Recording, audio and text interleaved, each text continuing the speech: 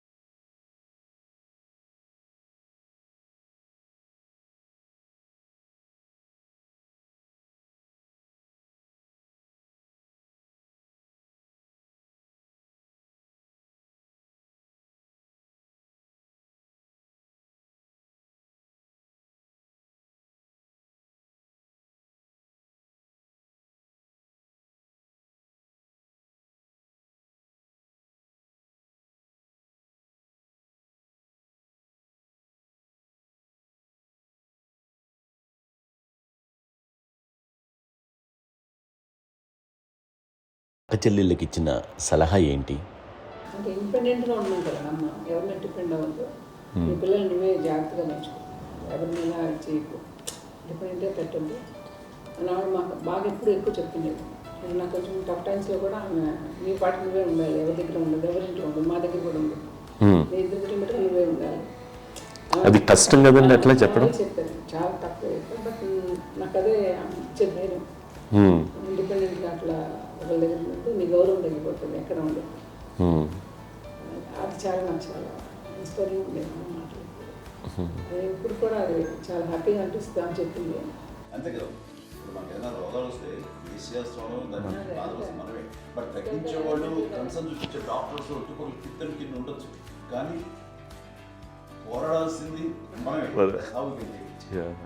నాకు సార్ కొంచెం ఏదో ఒక డిప్రెస్డ్ ఇదేదో వస్తే ఫేస్ ఒకటి, నేనేదో ఇంకా మా అందరి నుంచి నేను సపరేట్ అయిపోయినట్టు ఒక సిచ్యువేషన్ వచ్చినప్పుడు అమ్మ నన్ను పట్టుకుని I'm there for you. Yes, ఎవరు నువ్వు అన్న ఎస్ అన్న ఫ్రెండ్స్ కానీ ఎవరైనా సరే ఎప్పుడు కూడా అలోన్గా మటుకు అనుకోకు, నేను ఉన్నాను. ఆవిడ నన్ను పట్టుకొని ఇచ్చిన అఫెక్షన్ లేదా ఫీలింగ్ అసలు బలం అన్నమాట. ఇంకా ఏమైనా చేయగలను నేను, పర్లేదు లైఫ్లో నాకు ఏదైనా సాధించగలను అన్న ఒక భరోసా తల్లి దగ్గర నుంచి రావడం అనేది నాకు ఎవరు అవసరం లేదనిపించింది. అంత స్ట్రాంగ్గా ఆవిడ support, very strong, very practical. అంత స్ట్రాంగ్ చేసింది నాన్న అని చెప్పండి. మా పిల్లల విషయంలో మేము కూడా మేబీ అంత స్ట్రాంగ్ కాదేమో, సెన్సిటివ్గా ఉంటాం, కానీ అమ్మ మటుకు చాలా స్ట్రాంగ్గా ఉండి మమ్మల్ని కఠినంగా ఇలాగే ఉండాల్సింది, ఇలా ఉండండి అప్పుడే మీరు నేర్చుకుంటారు. ఇక్కడ అమ్మ పాజిటివ్నెస్ గురించి ఇంకో మాట చెప్పాలి. అంటే తన బిడ్డలకే కాదు, ఈ రోజున మా రెండో పాప శ్రీజ కూడా తనకి లైఫ్ చిన్న చిన్న డిస్టర్బెన్స్ వచ్చింది. ఆ టైంలో కూడా తను ఏముందంటే అప్పుడు నాన్నమ్మ దగ్గరికి వెళ్ళాను, తను ఇచ్చిన భరోసా, తను ఇచ్చిన మాట వెళ్ళలేని ధైర్యం వచ్చింది నాతో. నాన్నమ్మ దగ్గర ఎప్పుడు కూర్చోస్తాడు అప్పుడే పాజిటివ్ ఫీలింగ్ వస్తుందని నాతో షేర్ చేసుకుంటాను.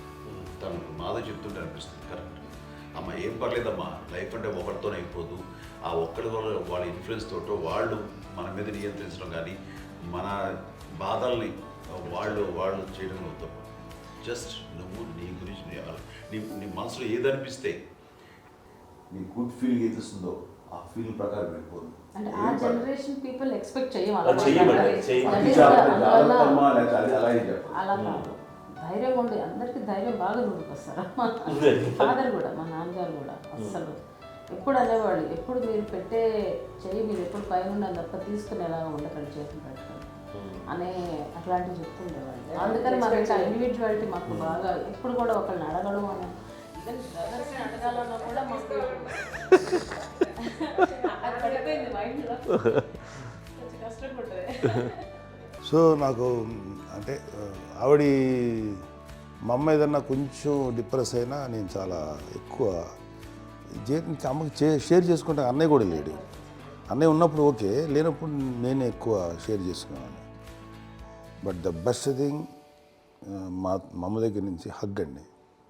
ఈరోజు కూడా మా అమ్మని హగ్ చేసుకోకపోతే అంటే అది నాకు మా అందరిలోనూ, అంటే ఆవిడ పెద్ద చదువుకున్న వ్యక్తి కాదు, పెద్దగా బయటికి వెళ్ళి నా ఎక్స్పోజర్ కాదు, కానీ ఇవాళ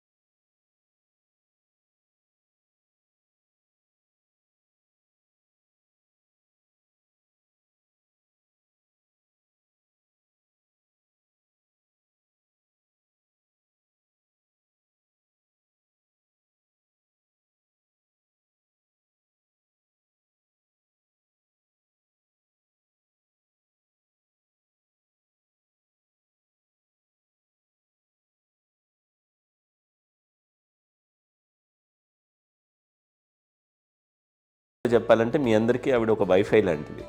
yes, you can say that. Yes yes.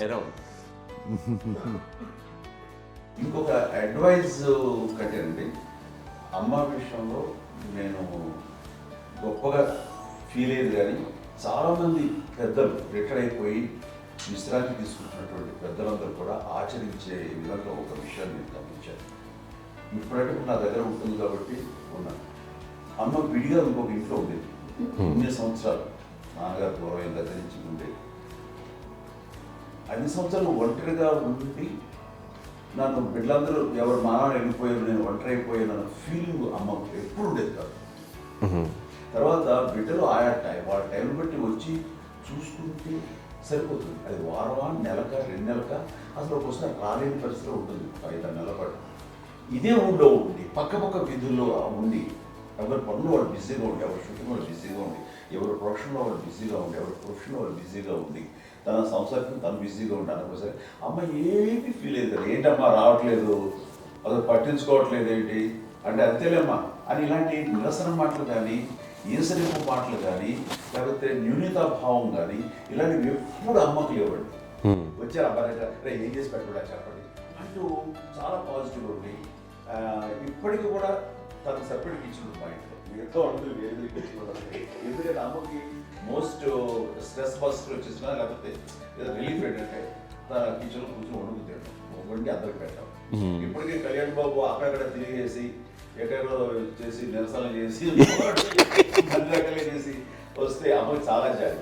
ఆడేదో ఇంక మేము గుడ్లా కష్టపడుతున్నాం కానీ ఆడి ఎంతలో వెళ్ళేదో మీ టీవీలో వాటిలో అది ఎక్కువగా చూపించేసరికి వాడే కష్టపడతారు, మేము కష్టపడలేదు ఫీల్ అమ్మకి. అందులో వాడు రాగానే ఎలా వచ్చావా అని అమ్మ ఎక్కడ కళ్యాణ్ బాబు అంటే ముందు అమ్మను కానీ ఎక్కడ కళ్యాణ్ బాబు తను ఎక్కడ ఉంటాడో ఏముంటుందో తెలుసు.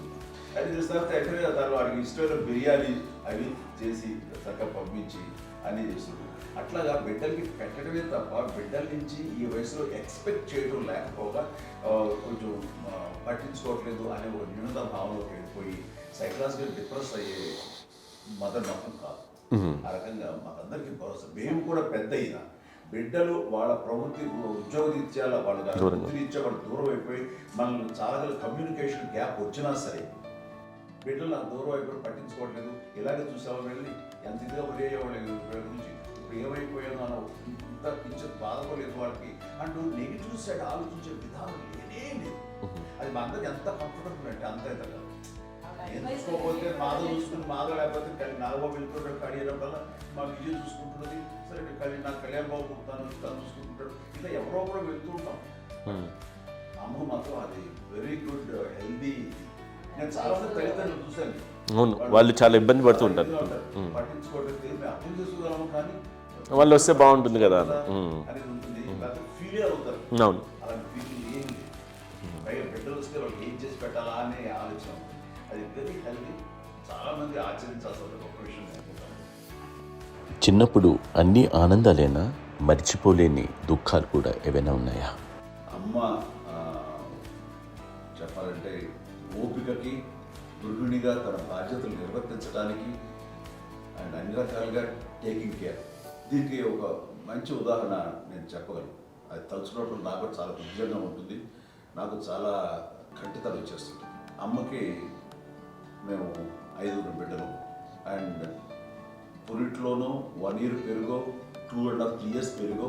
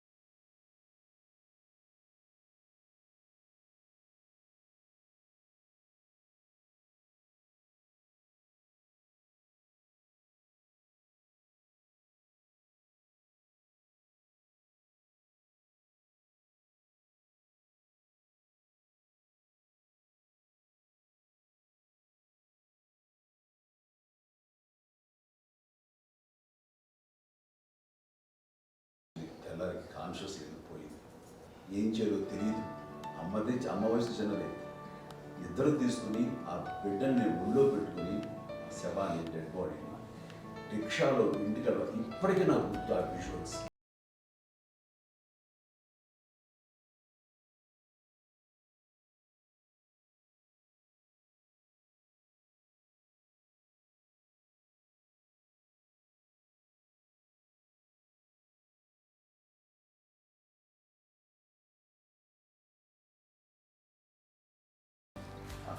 నెక్స్ట్ రిచువల్స్ ఎలా చేయాలో, పెంపకాలు ఎలా చేయాలో తెలియదు. అందరూ చిన్నపిల్లలే. తను చిన్నది, మిగతాలందరూ పసివాళ్ళే. సో ఇలాంటి పరిస్థితుల్లో కమ్యూనిటీ వచ్చిన చుట్టుపక్కల వాళ్ళు వీళ్ళు వచ్చి చేయాల్సిన కార్యక్రమాలు చేశారు. ఆ సమయంలో నాకు ఎక్కడో కమ్యూనికేట్ చేసి డిపార్ట్మెంట్ ద్వారా నాన్న వచ్చేసరికి అన్నీ అయిపోయింది. ఇప్పటికీ నాకు ఇంటిగా మేము ఇలా ఎన్ని పురుషులు ఎన్నుకుంటున్నామంటే ఎలాంటి ఇది లేకుండా జాగ్రత్త అనే ఒక హెచ్చరికలాగా చేస్తూ అండ్ పంపించాలని సపోర్ట్ చేసి అండ్ ఇప్పుడైతే నా మీద ఎంత నమ్ముకుంటే నేను ఏం నిర్ణయం తీసుకున్నా మరో అండ్ తనకి హాస్పిటల్ పెద్ద ఫోబియా. నేను ఎక్కడికి వస్తాను హాస్పిటల్ రాను. ఈ మధ్యకాలంలో సరే అమ్మకి మోకాల ఆపరేషన్ జరిగింది. అమ్మను కొంత బాధపడుతున్నావు, అసలు ఈ రోజున వచ్చిన మెడికల్ అడ్వాన్స్మెంట్లో నీకు అసలు ఏ బాధ తెలియకుండా మోకాల ఆపరేషన్ రీప్లేస్ చేస్తారు అని వీళ్ళందరూ చెప్పాలి.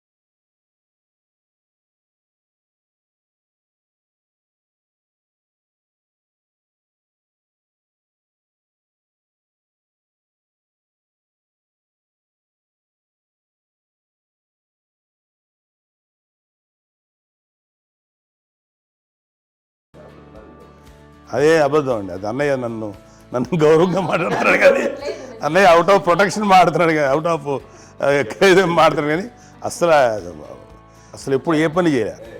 లేదు నిజం ప్రామిస్ అండి, ఏ పని చేసేవాడు కాదు. మా ఇద్దరికి మధ్యలో పాపం అన్నయ్య చాలా పని చేసేవాడు. ఎంత పని చేసేవాడు, నేను వచ్చిన తర్వాత మళ్ళీ నాకు ఏదైనా చిన్న పని చెప్తే అది కూడా నువ్వే చేయనివ్వండి. ఆ కోపం వచ్చేది, కోపం వచ్చి ఒకడు కొట్టేవాడు, కొడితే కోపం వచ్చేది తప్ప నేను వెళ్ళేవాడిని కాదు. అమ్మకి ఎప్పుడు ఏంటంటే ఒక ఇదే పని చేయడని, అంతే. నిజంగా ఏ పని చేసేవాడిని కాదు. అవునా?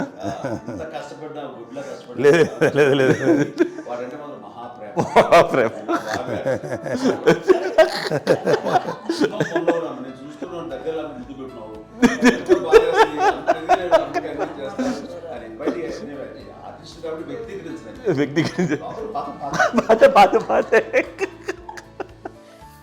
చిన్నది కాబట్టి చివరిది కాబట్టి తనంటే బుద్ధండి, నేను పెద్దోడు కాబట్టి నేను ఎక్కువ కష్టపడింది కానీ మా నాన్నగారి చేతిలో ఎక్కువ అంటే నాన్న బాగా కోపం ఎక్కువ అనుమానించింది కానీ అన్నయ్య పాపం బాగా దొరికేసేవాడు పాపం. ఒకసారి అంటే మరి మాకే అనిపి ఏంటి ఇంత దారుణంగా ఉంది నాన్న మీద కోపం వచ్చేది నాకు. నాన్న మీద కోపం వచ్చేది, ఆయన చేసి బాధ అనిపించేది. అమ్మాయి ఏమనేది కాదు. సరే అయినా సరే ఎప్పుడు కూడా పోనీ అంది చేసినా మళ్ళీ తను హైపర్ యాక్టివ్ అన్నయ్య ఫుల్. ఇప్పటికీ ఉన్నాడు, ఇప్పుడు ఈ రోజు కూడా అదే అన్నయ్య సేమ్ హైపర్ యాక్టివ్. యూజువల్గా పెద్ద కొడుకు కొంచెం అంటే సూపర్గా ఒక నిదానంగా ఉంటాడు అంటారు, బట్ అన్నయ్య దాని జస్ట్ ఆపోజిట్. యూజువల్గా ఆఖరి పిల్లలు హైపర్ యాక్టివ్ ఉంటారు, అన్నయ్య పుట్టడమే భయంకరమైన హైపర్ యాక్టివ్. ఒకప్పుడు అమ్మాయిల్ని ఎక్కువగా బయటికి పంపించేవాళ్ళు, అబ్బాయిల మీద కూడా అనేక ఆంక్షలు ఉంటూ ఉండేవి. మీ పిల్లల్ని అలా ఆంక్షల మధ్య పెంచారా, లేకపోతే పూర్తి స్వేచ్ఛనిచ్చారా? అంటే మాకు మా నాన్నగారు కానీ మా అమ్మగారు కానీ అండి మాకన్నా చాలా బ్రాడ్ మైండ్ ఉన్న వ్యక్తులండి. ఎందుకంటే పిల్లలు ఎక్కడన్నా బయటకు వెళ్తే ఇప్పుడు మేమైతే భయపడిపోతాం. మా విజయ్ కానీ మా చిన్న చెల్లి అన్నయ్య నేను అందరం కూడా ఇవాళ ఉన్న పరిస్థితిలో వాళ్ళు ఎప్పుడు భయపడేవాళ్ళు కాదండి. ఎక్కడికి వెళ్తాను వెళ్ళనిచ్చేవాళ్ళు, లేట్ అయినా అసలు ఏమనేవాళ్ళు కాదు. లేకపోతే ఏదైనా మోటార్ బైక్లు వేసుకున్నాం, లేకపోతే కారులో ఎట్లా పడితే ఎట్లయినా సరే ఏమనేవాళ్ళు కాదు. వాళ్ళు తెలియకుండానే మాకు ఒక ఫ్రీడమ్ ఇచ్చారండి. సో దట్ అదే ఆ ఫ్రీడంలో భాగమే అన్నయ్య కానీ ఇండస్ట్రీకి వెళ్ళాలంటే కూడా ఒక వ్యక్తి ఒక కొడుకు ఒక గొప్ప కెరీర్ని పర్సూ చేసుకుంటూ వెళ్తున్నప్పుడు నాన్నగాని అమ్మగానే ఓపెన్ మైండ్ తోటి అసలు నువ్వు వెళ్ళినా ఎంతకాలం వెళ్తావు నువ్వు ప్రయత్నించని చెప్పి అలా వదిలేశారండి. అన్నయ్య కూడా ఏంటంటే మోస్ట్ రెస్పాన్సిబుల్గా వెళ్ళి చాలా మేజర్ అమౌంట్ అన్నయ్యకి కూడా పెద్ద అమ్మకు వందలు ఇచ్చేది కాదు. కరెక్ట్గా ఆ ఇన్స్టిట్యూట్లో చదువుకునేటప్పుడు ఎంత ఇవ్వాలో కరెక్ట్గా ఇచ్చేది. తనకి ఎక్స్ట్రా ఖర్చు పెట్టుకుంటే అంటే అట్లా ఉండేది అంతే కదా. అంత జాగ్రత్తగా అన్నయ్య కూడా అంత రెస్పాన్సిబిలిటీగా రెసిప్రోకేట్ అయ్యి చేసి అందువల్ల మా అమ్మ నమ్మకం మా అమ్మగారి మా నాన్నగారి నమ్మకాన్ని అన్నయ్య ఎప్పుడు అది పాడు ఇంత నమ్మకానికి 10 times ఇచ్చాడు. ఏ వయసెస్ వైపు కానీ ఏ అలవాట్ల వైపు కానీ ఎందులో ఇండల్జ్ అవ్వకుండా నాకు నేనుగా నియంత్రించుకుంటూ సరైన మార్గంలో వెళ్ళేలాగా నాకు వెళ్ళడానికి లోపల ఆ స్ట్రాంగ్ థాట్ అడగగానే వాళ్ళు రెసిస్ట్ చేస్తే ఇచ్చానని ఆపేశారు అని ఏదో చిన్న రిలక్టెంట్ ఫీలింగ్ ఉంటుంది. వాళ్ళ మీద చిన్న కోపం నిరసన ఉండేది. వాళ్ళు అలా లేకపోవడానికి వాళ్ళు వెంటనే అడిగిన వెంటనే జాగ్రత్త అనే నిర్ణయం నీది కానీ జాగ్రత్త అని హెచ్చరిక చేయడంతో నాకు మరింత బాధ్యత తిరిగి గుర్తు తిరిగి నేను నడుచుకుంటూ వెళ్ళాను. కాబట్టి అది నాకు ప్లస్ అయింది వాళ్ళ దగ్గర. అంటే మదర్ అంటే తల్లి అనే కాదు, మదర్ ఫిగర్ ఫీలింగ్ ఎవరిచ్చినా సరే అది నానైనా తల్లితో సమానం అనుకుంటాను. నాకు చెప్పినట్లుగా అట్లాగా అలిసిపోయి వచ్చిన నాకు కాళ్ళు నొక్కుతుంటే నాకు భయం వేసేసేది. ఆ తర్వాత పడుకో గలవాయించేవాడు, అది కూడా కోపం.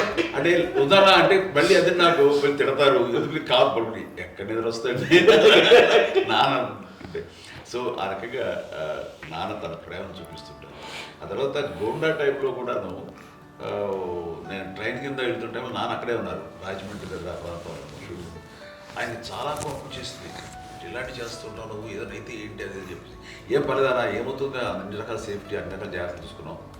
ఈ రోజు ఉన్నది సేఫ్టీ అప్పుడు లేదు. అయినా సరే రేపు పొద్దున నీ కొడుకులు ఇలాంటి పరిస్థితులు నీకు తెలిసి వస్తారు అప్పుడు అనేవాడు. ఎన్నిసార్లు ఆ మాట అనేవాళ్ళు. నాకు నిజంగానే మగధీర టైంలో గుర్ర పెట్టుకుని ఆ రోడ్డు మీద పడిపోయేది అని అన్నప్పుడు నాకు ఆ ఫస్ట్ టైం ఆ ఫీలింగ్ కలిగింది. అలాగే పీటర్ హెయిన్స్ అనేవాడు ఫస్ట్ మగధీరలో జంప్ చేస్తారు, మోటార్ బైక్ జంప్ చేసినప్పుడు ట్రైల్లో పీటర్ హెయిన్స్ అంత హైట్ నుంచి 20 feet 25 feet హైట్ నుంచి పడిపోయి మొత్తాన్ని బోన్స్ని ఇరగొట్టుకుని వాడు 7 నెలల పాటు వాడు ఇరప్పుడు హాస్పిటలైజ్డ్. అది వీడైతే ఏమో తలుచుకుని భయం వేసేసేది. అప్పుడు నాన్న గుర్తుకు వచ్చేవాడు, ఓహో వాళ్ళ టెన్షన్ ఇంతే లేదు, మనకి మన కొడుకు వస్తే తెలియదు ఈ మాట నాన్న ఎప్పుడు అన్నారని అనిపిస్తుంది. Sweet memories my. అత్త కోడళ్ళ మధ్య అనుబంధం ఎలా ఉంటుంది? సురేఖ్ గారితో మీకున్న అనుబంధం గురించి చెప్తారా? మాకండి కోడలు కాదండి, నా కూతురండి.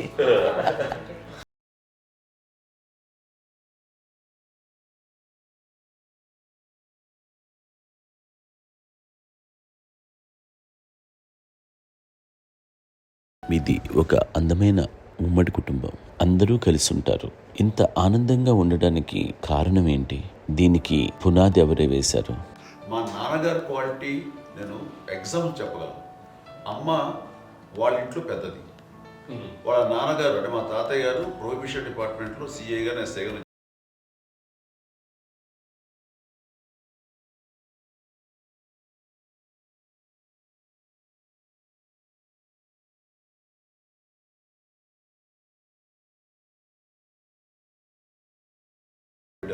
అమ్మ తర్వాత అబ్బాయి తర్వాత ముగ్గురు ఆడతారు. వాళ్ళు ఏంటంటే రాకరావడి నాగబాబు కంటే కూడా చిన్నవాడు. అది ఆ వయసు అంత చిన్నవాడు. అమ్మ మా పిన్నమ్మలు మాకంటే చిన్నవాడు. అలాంటి పిన్నమ్మల్ని ఆయన వీళ్ళ నాగ చనిపోయిన తర్వాత తన ఫ్యామిలీ అంతగా నాన్న పెంచారు. నాన్న కూడా అరాకురా శాలరీ మీద బతికేదే తప్ప కూడా కాదు. సో తనకు మిగిలిన దాంట్లో మళ్ళీ ఆ ఫ్యామిలీని చూసుకోవడం, మా అమ్మమ్మని చూసుకోవడం, వాళ్ళ మంచి చెడు చూసుకోవడం, వాళ్ళకు ఇల్లు మాత్రం ఉంది మొగల్తూరులో. ఆ ఇంట్లో వాళ్ళు అద్దెకు వస్తే ఆ కొంచెం డబ్బు నానిచ్చే డబ్బు, అక్కడ పొలం కొనిచ్చారు, ఆ పొలం మీద ఇచ్చే డబ్బుతోటి అంతా బాగా చూసుకోవాలి తన ఫ్యామిలీ లాగా. అందరూ మ్యారేజ్ కాబట్టి నాన్న ఫస్ట్ సూత్రధారి, అమ్మ కూడా ఫ్యామిలీ బాండింగ్ టుగెదర్నెస్ అనేది స్ట్రాంగ్గా ఉండటానికి నాన్న ఏర్పాటు చేసినటువంటి బీజం. అది అమ్మ కంటిన్యూ చేస్తుంది. మేము ఇవన్నీ చూసి మేము నేర్చుకుని మేము టుగెదర్ అంటున్నాం. అందునే we are very rich in terms of emotional bonding. ఇప్పటికే ఎవరికి ఏ కష్టం వచ్చినా, ఎవరికి ఏది ఇబ్బంది వచ్చినా సరే మొత్తం అందరం గుమిగూడిపోతాం. ఏ లెవెల్గా వెళ్ళిపోయి మోర్ సపోర్ట్ చేస్తాం. అంటే వీ డోంట్ ఎక్స్పెక్ట్ ఇంకా అంతమంది ఏముంటుంది. ఎస్, ఒకరినొకరు భరోసా. అది మా ఫ్యామిలీ మేము వెరీ స్ట్రాంగ్ అని చెప్పాలి. పెద్దవాడు కాబట్టి అవకాశం నాకు వచ్చింది కాబట్టి అమ్మ, ఇది ఎప్పుడు ఎవరు కొన్ని విషయాలు నాగబాబు సపోర్ట్గా ఉంటాడు. నాగబాబు ఉండి వాడు ఉంటే భరోసా. అలాగే ఆడపిల్లలు. మీ అందరిలోనూ అమ్మని ఎవరు ఎక్కువ జాగ్రత్తగా చూసుకుంటారు? ఎందుకంటే ఎగ్జాక్ట్లీ మేము కూడా గమనించలేని సున్నితమైనటువంటి ఇష్యూస్ లైక్ హెల్త్ విషయం కానీ, అమ్మ మూడు కానీ, అన్నయ్య ఎంత క్యాజువల్ ఎంత బిజీ ఉన్నా ఒక అమ్మాయి ఉంటుంది. అలాగే చాలా చిన్న చిన్న విషయాలు కూడా చాలా మెడికల్ ఇంట్రెస్ట్. అందుకని మాకు అన్నయ్య ఉన్నాడు, అన్నయ్య దగ్గర ఉన్న అమ్మ అంటే ఇంకా ఎక్కువ రిలాక్స్ అయ్యాను. అన్న దగ్గరికి వచ్చాక మేము అందరం చాలా కంఫర్ట్ అయిపోయాం. ఎప్పుడు ఎవరు కొన్ని విషయాలు నాగబాబు సపోర్ట్గా ఉంటాడు. నాగబాబు ఉండి వాడు ఉంటే భరోసా. అలాగే ఆడపిల్లలు ఇట్లా ఒకరినొకరు అండి కాంప్లిమెంటింగ్ టు ఈచ్ అదర్ అండి. అవి ఒక్కరు కాదండి, అది వాళ్ళు ఆమె చూపించే ప్రేమగా నేను చెప్పగలను. కానీ బట్ దీని అందరూ సూత్రధారి నాన్న తర్వాత అది అమ్మ మెయింటైన్ చేస్తుంది. ఇప్పుడు అమ్మ నా ఇంట్లో ఉంది అంటే మనవాళ్ళు వస్తారు, మనవాళ్ళు వస్తారు, ఆడబిడ్డలు వస్తారు, వీళ్ళ బిడ్డలు వస్తారు, ఇల్లు ఎప్పుడు కలకలాడతారు అమ్మ. అది మేమందరం ఆచరిస్తుంటాం పండగలకి, పబ్బాలకి. అది నిన్న మొన్న నాగబాబు వచ్చి చాలాసేపు కూర్చున్నాడు. నేను ఇంట్లో లేకపోయినా వచ్చి నాగబాబు కూర్చొని టైం స్పెండ్ చేసి వెళ్ళిపోతుంటాడు. అలాగే చెల్లెలు ఇద్దరు ఆల్మోస్ట్ ఎవ్రీడే మాత వస్తుంటుంది, తను కూడా వస్తుంది. నేను సాయంత్రం కూడా వచ్చి ఉంటుంది. అమ్మా మధ్యాహ్నం వచ్చి కదా వచ్చి ఇక్కడే భోజనం చేసుకుని అలా ఉంటుందండి. ఈ తరం వాళ్ళకి మీరు ఇచ్చే సలహా ఏంటి? కలిసి ఉంటే బాగుంటుందండి. పిల్లలు తల్లి కలిసి అక్క చెల్లెలు తమ్ముడు అందరూ కలిసిమెలిసి ఉంటుంది. అన్యోన్యం అంతా సంసారం నిలబడుతుంది. లేకపోతే ఏముందండి, ఇక్కడ వెళ్ళిపోతారు, విడిపోతే ఎక్కడ ఎవరు వాడు అంతే. ప్రేమలు ఇప్పుడు లేవండి, తగ్గిపోయింది. మెకానికల్ చాలా మటుకు ఏదో ఇంకా వాళ్ళ పనులు చేసుకోవడం ఏదో జరిగిపోతూ ఉంది అనుకోండి. అంత ప్రేమలు ఎక్కడ లేవండి ఇప్పుడు ఈ రోజు. అంటే ఒకప్పుడు ఒకరికి ఇంకొకరు భరోసాగా ఉండేవాళ్ళు. అంటే అందరూ కలిసి సపోర్ట్గా ఇది చేయడం. ఎందుకంటే వీళ్ళ పెద్దనాన్నగారి పిల్లలు కూడా ఆయన చూసేవారు. మా నాన్నగారు అన్నయ్య గారు నాన్నగారు వాళ్ళ బిడ్డలు కూడా వాళ్ళ ఇక్కడే బిడ్డలు కూడా ఉన్నారు. నేనే పెళ్లి చేసి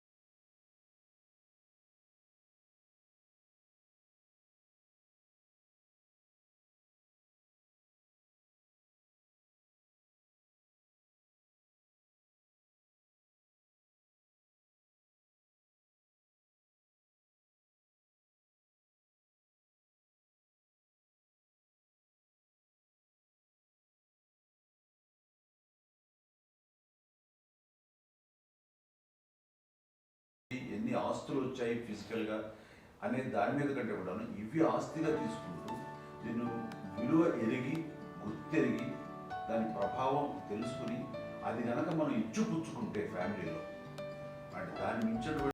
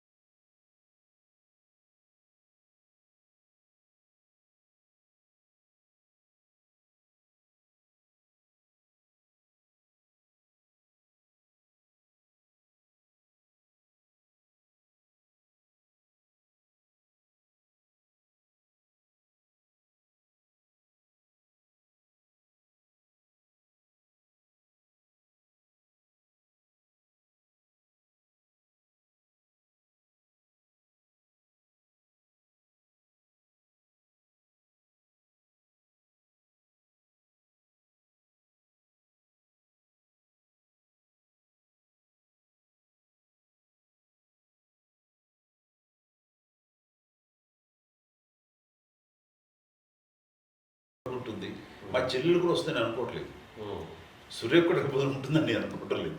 అలాంటి గొప్పగా ఇది. అండ్ ఆ రకంగా షీఈ్ వెరీ చాలా గొప్ప జన్మ. అమ్మకి చిన్న మానసికంగా చిన్న ఏదో ఒక డిప్రెషన్ అది వచ్చింది. ఏదో నాన్న గుర్తుకొచ్చో, నాన్న లేరనో, లేకపోతే వాళ్ళ అమ్మగారు కూడా అదే టైం చనిపోయారనో, తన దగ్గర ఉంటారు ఏదో ఉన్నప్పుడు మేము అందరం సపోర్ట్గా ఉండి రామకున్నా నా దగ్గర ఉందిగా అని చెప్పేసి అప్పట్లో అమ్మ వేరేగా ఉంది.